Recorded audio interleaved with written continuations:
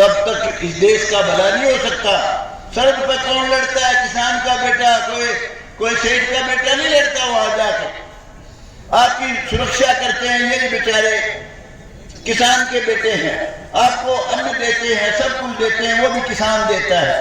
तो मैंने कई बार कह लिया, एक एक करके किसान को भी माला माल बना दो, उसको किसी की तरफ देखना ना पड़े।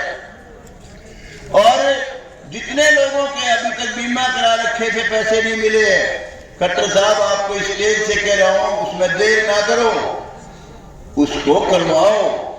और 2015 में EBPG और 2 कैटेगरी बहुत भारी नुकसान होगा, काबिल बर्दाश्त नहीं होगा आपसे।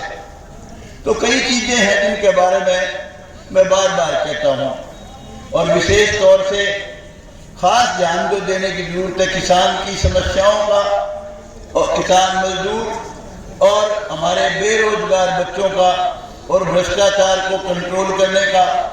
और अनेक बातें हैं जो आप उन पर ईडी मिट्टी वाले पे खड़ा है, उसका बेचारा का डंपर उसके घर के बाहर में फोटो ले लेने का 2 लाख रुपया दे दे, नहीं तो तेरे 5 लाख का दंड लगाऊंगा। खट्टर साहब को कितनी बार कह लिया मैंने, विधानसभा में भी आवाज उठाई थी, पर अफसरशाही इतनी हैवी है वो होने नहीं दे रही, फिर जल्दी उजाड़ हो जाएगा आपका। अरे 100 केस हैं, 100 में से 1 केस में सिर्फ चालान होता है, बाकी सब में 1-1 लाख, 50-50 हजार, 2-2, 1.5 लाख तक भी ले जाते हैं बेईमान लोग। तो मैंने कई बार कह लिया, इन पर विचारों पर कानून ऐसा बनाओ जिससे इनको परेशानी ना हो, अगर परमिशन लेनी हो वो भी सरल हो, और अगर कोई दंड लगे तो 1000-2000 का लगे तो कोई बात नहीं, इतना कहां से लाएंगे बेचारे, बहुत परेशान हैं। हमारे सिपाही हैं ये बेचारे पुलिस में, मैंने आवाज उठाई थी कि इन सिपाहियों को आप पंजाब के समान वेतन दे दो। खट्टर साहब, अपना